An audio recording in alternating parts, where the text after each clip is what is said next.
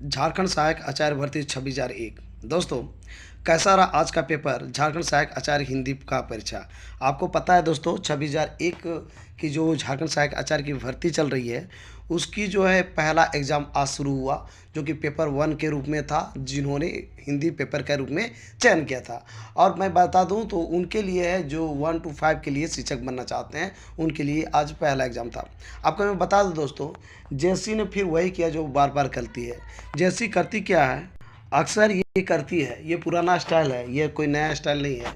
Syllabus तो देती है बहुत, लेकिन करती क्या है, जहाँ से प्रश्न देना शुरू करती है बस उसी चैप्टर से लगातार देती है। तो ये कहिए तो पॉजिटिव है या नेगेटिव है, आप खुद आप बता सकते हैं। तो दोस्तों, ये ऐसा ही आज फिर से दूर आया।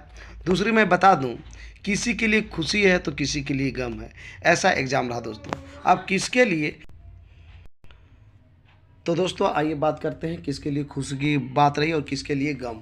तो विस्तार से बात करेंगे कि यहाँ पे एक से कितना प्रश्न पूछा गया और कहाँ एक ही चैप्टर से पूछा गया, उस पर भी बात करेंगे दोस्तों।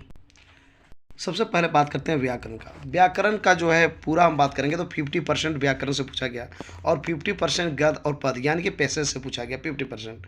तो दोस्तों, व्याकरण में वाक्य से सबसे ज़्यादा प्रश्न थे, वाच्य से उसके बाद थे, उसके बाद क्रिया से थे, प्रत्यय से थे, और ये जो है ये सारी चीज़ों से ज़्यादा थे।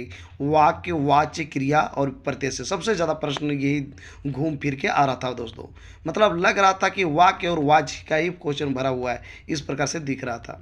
और भी क्वेश्चन पूछे गए, समास से भी पूछे गए, संधि से भी पूछे गए। समास तो कुछ ज़्यादा ही थे, लेकिन संधि, विलोम शब्द, समानार्थी शब्द, अनेक शब्दों के बदले एक शब्द, इससे भी प्रश्न पूछे गए, लेकिन बहुत ही कम प्रश्न थे दोस्तों।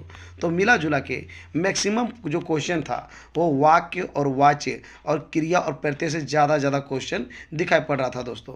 अब हम बात करते हैं कि इसमें किस प्रकार से प्रश्न पूछे गए थे। तो मैं आपको बता दूं दोस्तों, व्याकरण में विषय वस्तु के प्रकार से प्रश्न पूछे गए थे। यानी वाक्य से पूछा जा रहा था, तो ये नहीं पूछा जा रहा था वाक्य क्या डिफिनेशन, पूछा जा रहा था वाक्य जो है, ये जो सेंटेंस है कौन सा वाक्य के अंतर्गत आता है, यानी कि उसके प्रकार, यानी कि उसके टाइप से क्वेश्चन पूछा जा रहा था।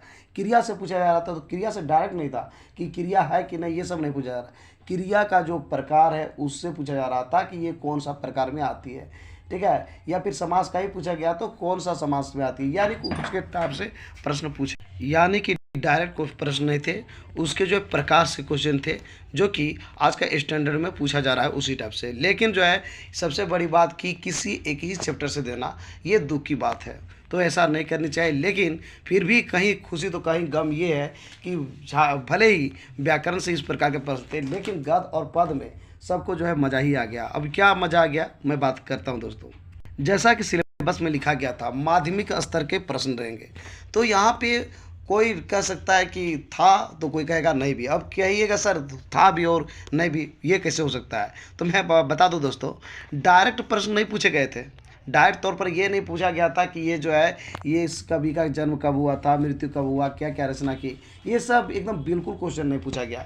या फिर ये नहीं कहा गया कि उसका पात्र कौन है या किस प्रकार से उसने क्या कहा, क्या कारण था, ये सब बिल्कुल नहीं पूछा गया। यानी डायरेक्ट तौर पर प्रश्न नहीं था, लेकिन पैसेज के अधिकांश प्रश्न बुक का ही उठाकर डाला गया था। यानी कि आपने बुक पढ़ा होगा तो आपको फ़ायदा ये था कि आप जो है डायरेक्ट वहाँ पे आप बुक को पहले से पढ़े ही थे, उसी को पैसेज के रूप में डाल दिया गया था और उसी पैसेज से प्रश्न को निकाल करके पूछा गया था। यानी कि आपने मैट्रिक का बुक नहीं भी पढ़ा है तो डायरेक्ट वहाँ पर बना सकते थे, लेकिन मैट्रिक का यदि आप बुक पढ़े हैं तो फ़ायदा ये था कि प्रश्न देख के आप डायरेक्ट बना सकते थे, चूँकि पैसेज आपको पढ़ने की कोई ज़रूरत थी नहीं।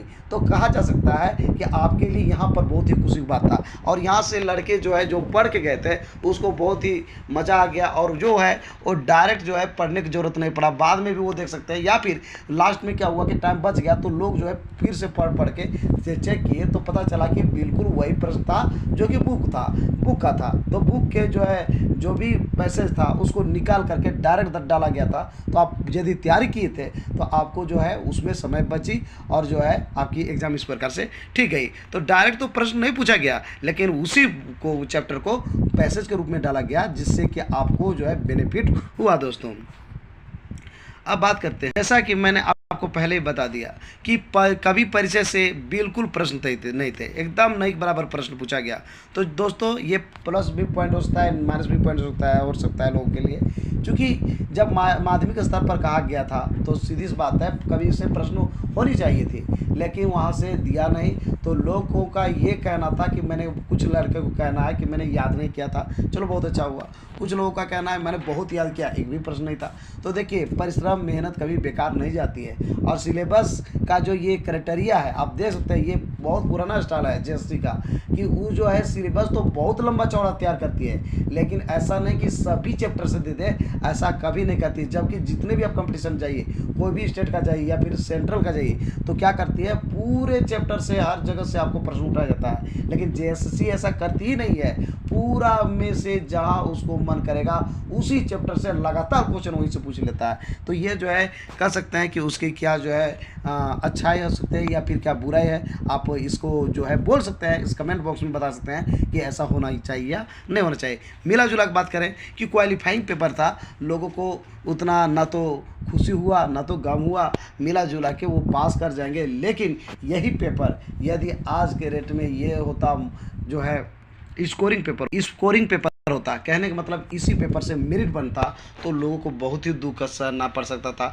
क्योंकि इसलिए कि किसी एक क्षेत्र से प्रश्न पूछा गया। लेकिन यह है कि सिर्फ क्वालिफाइंग था, तो यहाँ पे ज़्यादा लोगों को झटका लगने वाली नहीं है। तो दोस्तों एक चीज़ और मैं बता दूं, जैसे ही फर्स्ट शिफ्ट का एग्ज़ाम हुआ, सेकेंड शिफ्ट वाले बच्चे पूछ लिए कि फर्स्ट शिफ्ट में किस प्रकार से प्रश्न पूछा गया है, तो लोगों ने बताया कि वाक्य और वाच्य और प्रत्यय और क्रिया से सबसे ज़्यादा क्वेश्चन है। तो लोग क्या किए, आधा घंटा जो है बैठ के बाहर में ही पढ़ ली, पहले घुसने के पहले ही पढ़ लिए। और हुआ क्या, मज़े की बात है, जो फर्स्ट शिफ्ट में क्वेश्चन पूछा गया था उसी टाइप का सेकेंड शिफ्ट में क्वेश्चन को पूछा गया, यानी कि क्वेश्चन सेम नहीं था लेकिन उसी चैप्टर से ज़्यादा था। तो इसमें भी लोगों को मज़ा आ गया कि यानी कि कोई वहाँ पे फेरबदल ज़्यादा नहीं किया। तो दोस्तों इस प्रकार से आज का पेपर ठीक ही रहा, चूँकि क्वालिफाइंग नेचर का पेपर था, सिर्फ और सिर्फ इसमें पास करना था। लेकिन इसमें आप यदि पास नहीं करते हैं या फिर एग्ज़ाम नहीं दिए होंगे तो आपको जो है नेक्स्ट एग्ज़ाम देने का मौका भी नहीं मिलेगा। साथ ही साथ यदि आप देते भी हैं तो आपको कोई फ़ायदा होने वाला नहीं है। और इसमें यदि पास नहीं करेंगे तो नेक्स्ट जो स्कोरिंग सब्जेक्ट है, यानी कि जिसमें आपका मेरिट बनेगी, उसका जो है कॉपी आपका चेक होगा ही नहीं। तो मिला जुला के ये बहुत ही ज़रूरी था इस एग्ज़ाम को लिखना और पास करना। तो मुझे ऐसा उम्मीद है, आई होप आपका एग्ज़ाम अच्छा गया होगा, और जितने भी स्टूडेंट्स नहीं दिए हैं उसकी भी एग्ज़ाम अच्छा जाएगी। तो all the best and best of luck for all the students. तो हम दोस्तों आज का मेरा ये वीडियो आपको कैसा लगा जरूर हमें बताएं इस वीडियो कमेंट बॉक्स में। यदि ये वीडियो आपको अच्छा लगा तो इस वीडियो को कर दीजिए लाइक, चैनल को कर दीजिए सब्सक्राइब, और ज़्यादा से ज़्यादा दोस्तों को इस वीडियो को कर दीजिए शेयर। तो दोस्तों फिर मिलते हैं एक नए और ऑथेंटिक वीडियो के साथ, तब तक के लिए हमें इजाज़त दीजिए। धन्यवाद।